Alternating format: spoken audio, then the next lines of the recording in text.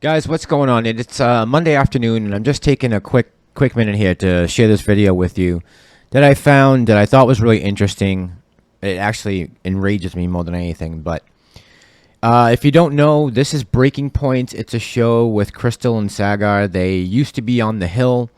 They're like internet media personalities / reporters, and they just went off and branched off on their own. So they have this new show now, Breaking Point, and he is going to go in and talk about what's going on with Nancy Pelosi and her stock options and her returns for the last couple of years, or actually for the last year, dating back to 2020. Because instead of Congress, Congress brought Robinhood in back in February, and they had a congressional hearing with Robinhood, and they brought Vlad in and Ken Griffin from Citadel talking about pulling the buy button from AMC and GME back in January, and they barely got a slap on the wrist for that. Instead of focusing on AMC and GME, I know they know what's going on with that. It's pretty clear. It's all over the media. Her husband is a big-time stockbroker who has investments in a company who owns AMC. So clearly she knows what's going on. And the fact that they haven't acted on anything and they're putting us through this nightmare for the last 6 months with AMC. Meanwhile, she's making tens of millions of dollars. When we talk about the rampant corruption in the stock market, the manipulation, the FTDs, the SEC, the DTCC, there's no one that's going to save us with this play. We are on our own. The government, they're all in on it. She could care less about what happens to the retail investor. Just keep that in your mind. She could care less about any more transparency in the market or changing the rules so that it's an even playing field. There are people up on the Hill that are not working in our favor. The fact that she's in a position to be able to get inside information to make money and profit off of the American people just pisses me off beyond all belief. So let's roll into the clip here. Without further ado, cue the speeder.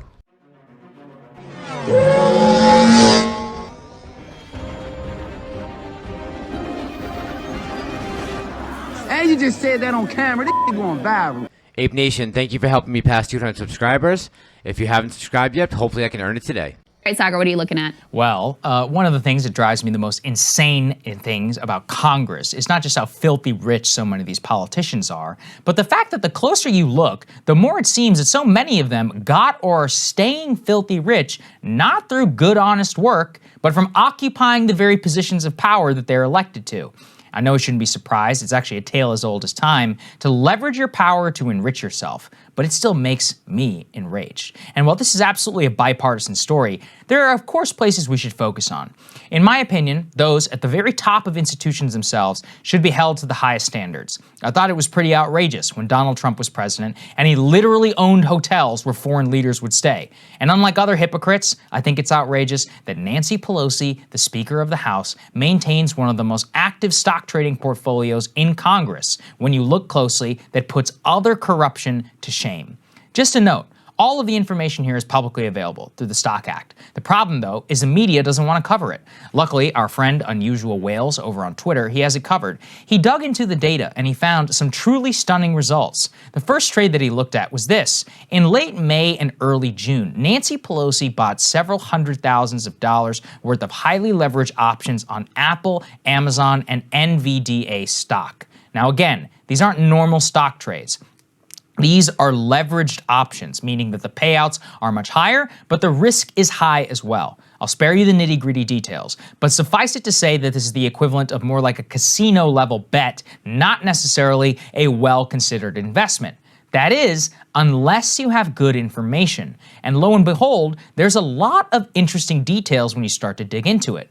Her June 3rd trade, noted by Unusual Whales, was an NVDA. NVDA, you may not know, is a semiconductor and chip manufacturing company.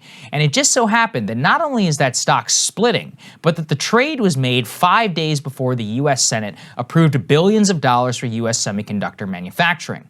Now look, I'm a huge fan of that bill. I'm a big supporter of the American semiconductor industry. But the appearance of corruption undercuts confidence that this is being done for the right reasons. And look, it's public information. Everybody did kind of know that bill was going to pass. But here's the problem. I shouldn't even have a question in my mind that the woman who is third in line for presidential succession is trading on possibly non-public information and enriching herself to the tune of hundreds of thousands of dollars.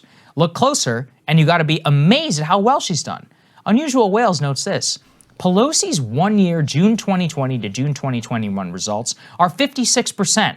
Yeah, 56. That's a full 20% more than the Dow Jones Industrial Average or the S&P 500. There are hedge funds on Wall Street that promise and don't deliver results like that. So the question remains, what does she know that we do not? She can deny all she wants, and look, to cover my legal bases, I'm not insinuating anything illegal. Maybe it's all perfectly legal. Maybe she and her husband are the world's greatest investors. But the appearance alone of such a statistically significant result itself is damaging to democracy. Consider one of the trades that I mentioned earlier. Pelosi buys Amazon stock options in late May. Okay, I guess I see it. Amazon's a blue chip stock, right?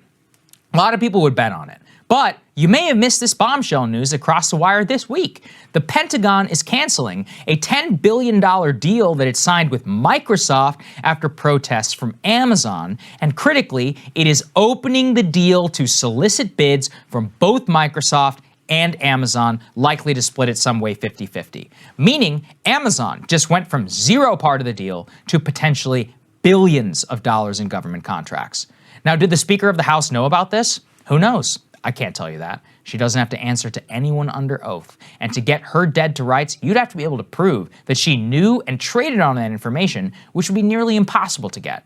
The point again is this. The appearance alone is enough. This woman and her husband are already worth tens of millions of dollars. They've made plenty. If they want to be private citizens and play the market, be my guest. It's a free country. But call me old-fashioned. I think public service should be about serving the public. And if you're playing the market, not just buying and selling stocks, but buying highly leveraged options, maybe I'm not so crazy when I ask what the hell is going on here. No Speaker of the House, no president. No person in the highest levels of office should have this level of active trading when they are in the midst of affecting U.S. policy at one of the most tumultuous times in modern economic history. And I just think it's totally nuts, Crystal. Hey, guys. So guys, I just found that totally insane. I mean, look at these returns that she's had from June 2020 to June of 2021. 56%. So on a typical year, the S&P 500 index, which is really the benchmark of American stock market performance, historically, up until 2019, from its inception, which was 1926, I believe, it has an annualized average return of around 10%. Meanwhile, Nancy Pelosi, her options are at 60, whatever this is, almost 70%. Her stocks are at 40... 50 almost, and her average return is closing in on 60. And this is from June 20 to June 2021. So yes, it's a good time in the market, and a lot of people did well no matter kind of what you bought in this time frame, except for that fall we saw back in March and April, kind of that pullback in early May. But the fact in the last 45 days, she's gained these kind of returns, being, like he said, the third in line to the president, in charge of Congress. She's a Speaker of the House. And here we are battling out the hedge funds, 4 million people trying to get paid on AMC for holding out for 6 months, buying it down when it was, anywhere between $2 and $13 or $14, depending on when you got in. And I don't mean any disrespect to the new apes, but some of us have been in this since it was $7, $8. And, it's been a little bit of a rougher road until the last month or so. But the fact that she's getting these kind of returns and she's in Congress, they haven't done anything to Robinhood. Don't forget, those fines Robinhood got were not for canceling the buy button on GME and AMC back in January. It was for the payment for order flow that they have been giving to the hedge funds since their inception. So I just wanted to point this out. I mean, take it for what it's worth. But I just I wish Congress would do its damn job and be watching out for the people. Instead, she's out here making tens of millions of dollars when she's already rich, and we're suffering. All right, guys, that's all I got for this afternoon. If you want, I'll take a quick peek at AMC. So right now, AMC is down about 6% at 43.42. Guys, just keep your emotions in check. We've been on this game long enough to know what's going on. That's all I got for this afternoon, guys. This is Ape Nation. I'm the Massalorian, and I'm out.